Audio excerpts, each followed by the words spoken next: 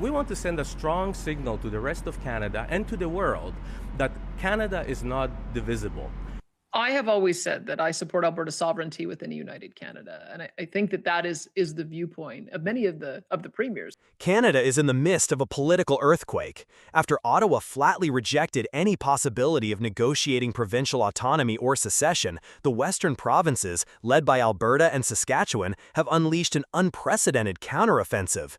This is no longer about complaints or symbolic protests. This is a soft secession strategy, rewriting laws, restructuring the balance of power, and acting as if the Federation is nothing more than a name on paper. The Prime Minister's message was clear. The Constitution offers no path for provinces to leave the Federation, and national unity is non-negotiable. But instead of calming the situation, his words were seen in the West as arrogance and dismissive. Part of the conversation is about the amazing opportunities for Alberta today and for Canada today to build. In Alberta and Saskatchewan, frustration has been simmering for years over tightened federal energy policies, unfair distribution of federal funds, and the feeling of being abandoned in national decision-making. Within 48 hours of Trudeau's statement, Alberta, Saskatchewan, and even Manitoba issued a joint declaration. If Ottawa won't discuss autonomy, they will act as an autonomous bloc. Their plan includes coordinated management of resources and infrastructure, synchronizing legislation and budgets to reduce federal influence, exploring the creation of a regional trade authority inspired by blocs like the EU's Schengen Agreement. The Premier has repeatedly said she supports Alberta staying in Canada, but she and her Justice Minister have called on Elections Alberta to let the vote go ahead so the people can decide. Relying on Section 92 of the Constitution Act, which grants provinces control over resources, education, and certain economic areas, they are pushing the limits of provincial authority as far as legally possible. Provincial sovereignty laws allowing provinces to refuse enforcement of federal legislation deemed harmful to provincial interests.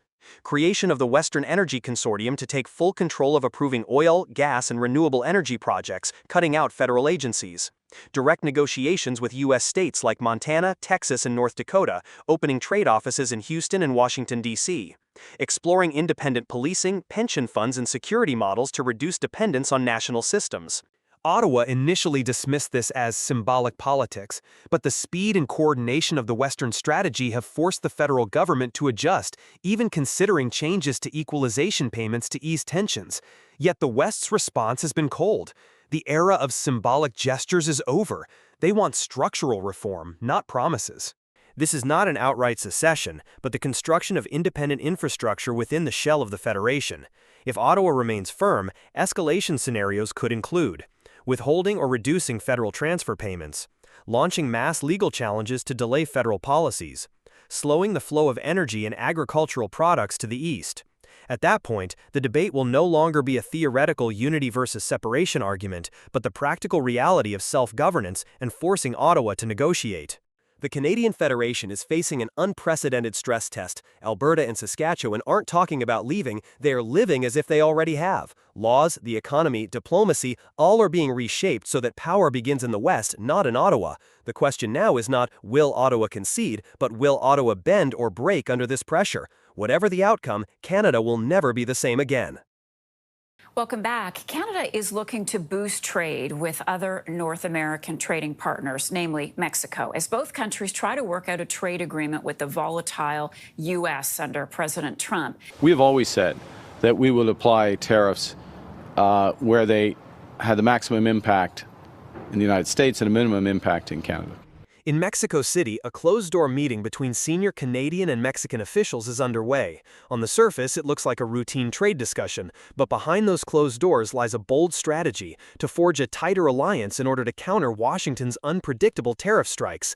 Canada now sees Mexico not just as a trade partner, but as a strategic lever, a bargaining chip to force the United States back to the negotiating table. Within the North American trade bloc, USMCA/CUSMA, Mexico is more than just a participant. It is a back door into the U.S. market. Two Canadian ministers traveled to Mexico City to meet with the president that got that extension and is yet to retaliate against Trump. Canada's core industries, mining, energy, banking, and tourism, can connect directly with Mexico, creating supply chains that loop around the United States.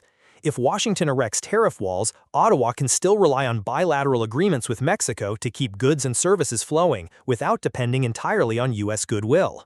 Let's be clear. Canada does not dump lumber into the United States. And we will continue to make the case that these current and proposed duties are unjustified. Recently, Mexico received a 90-day reprieve before new U.S. tariffs take effect. Canada did not. This creates a strategic opening. Mexico is currently in a position where Washington is applying less pressure. By strengthening ties now, Canada can tap into Mexico's advantage, slipping into negotiation channels that the U.S. still keeps open, and break the isolation Washington has been trying to impose. Canada has chosen a direct, confrontational approach, strong pushback, retaliatory tariffs, and public opposition to Washington's trade policies. Mexico, on the other hand, has chosen to keep quiet and concede on certain demands, such as tightening border security, to avoid open conflict. So you're saying that Canada's not respecting that agreement, that trade agreement?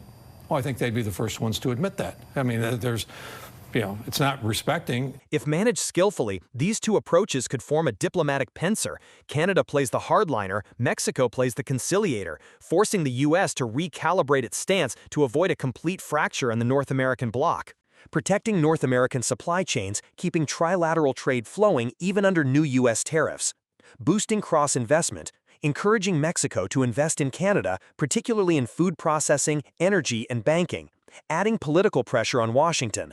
Expanding influence, using Mexico as a bridge into South American markets, helping Canada diversify exports and reduce dependence on the U.S. This strategy carries serious risks. If Washington realizes Canada is using Mexico as a workaround to bypass tariffs or gain leverage, the backlash could be severe. Heavier tariffs, stricter measures in sensitive areas like energy, or tighter border controls.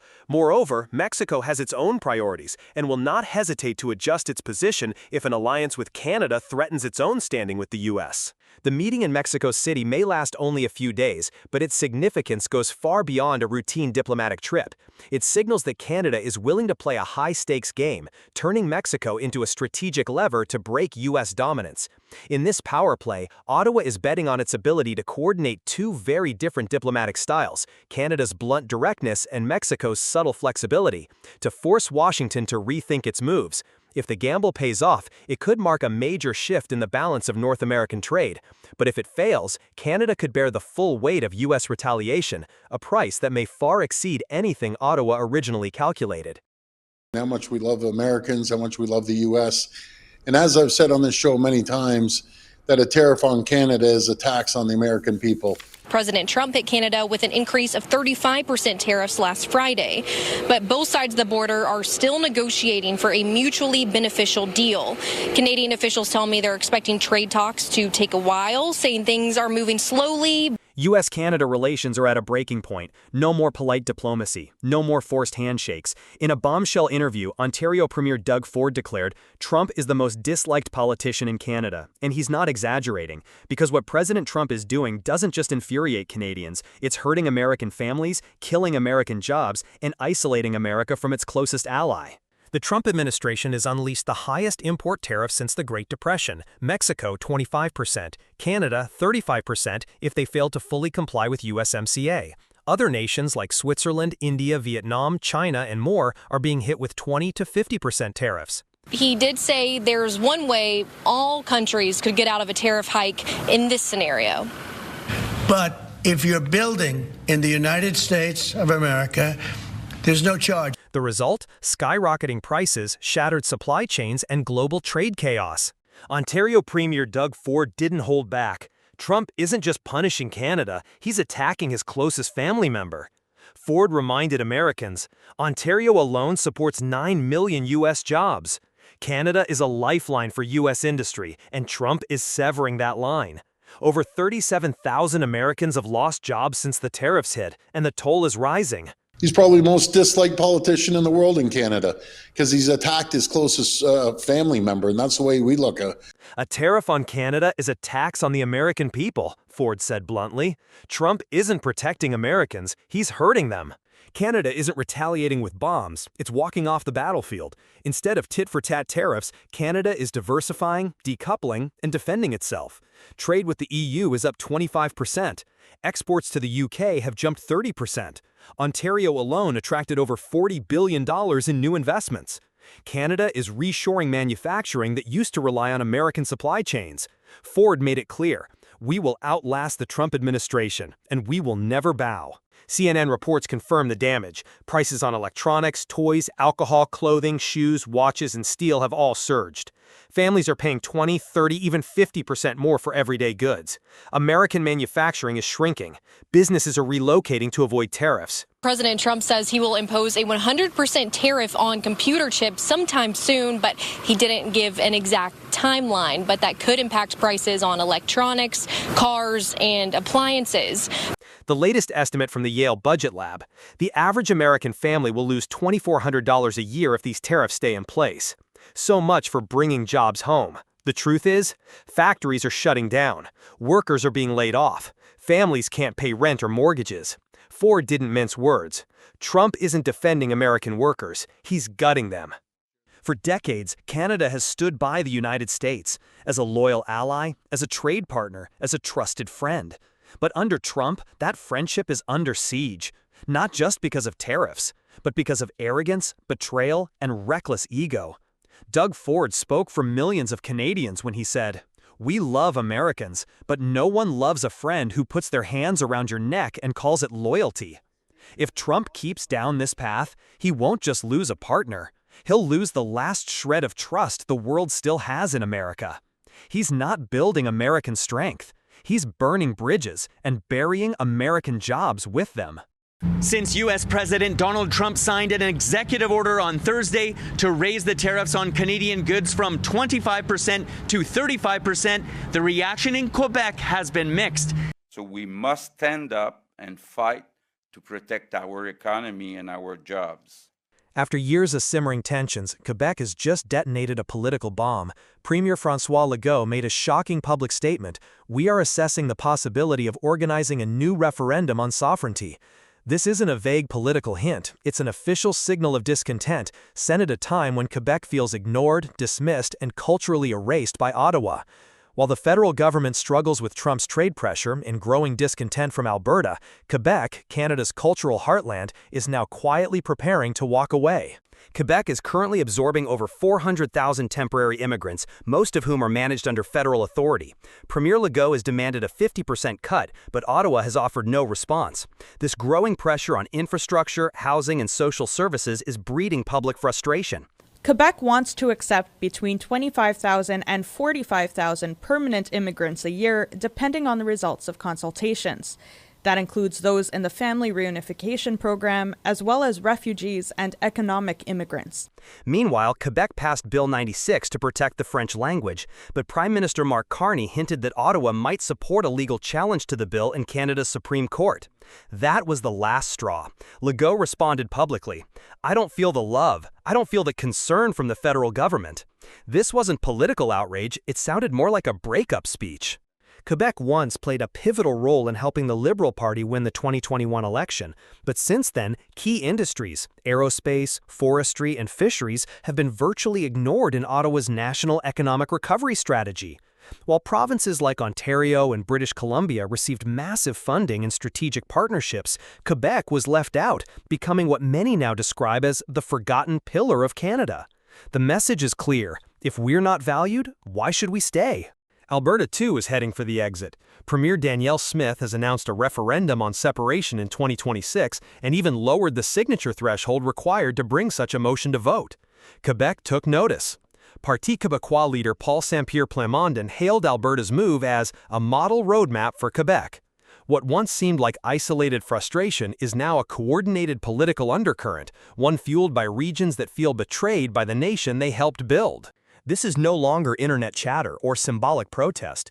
Quebec has established a constitutional committee, launched citizen assemblies, begun drafting legislative frameworks for a full sovereignty transition. Meanwhile, recent internal polls suggest support for Quebec independence has risen from under 30% to nearly 40% in just a few weeks. This is no fleeting emotion. It's a political movement with real momentum. For a long time, we've been talking about trying to separate from Canada. Now we're seeing that out in Alberta. For the people in Alberta who want to separate, do you have any tips for them on how to actually get the Our success so far does not place me in a position to give them tips about what to do, but I could give them tips about what not to do. So how is Ottawa responding? Prime Minister Carney continues to craft speeches, recycle slogans, and hopes silence will cool separatist flames. But neither Quebec nor Alberta is waiting. Quebec is no longer demanding attention. It is calmly and systematically walking out the door. And if Ottawa continues to rely on empty promises and reactive politics, then the question is no longer if Canada will split, but when.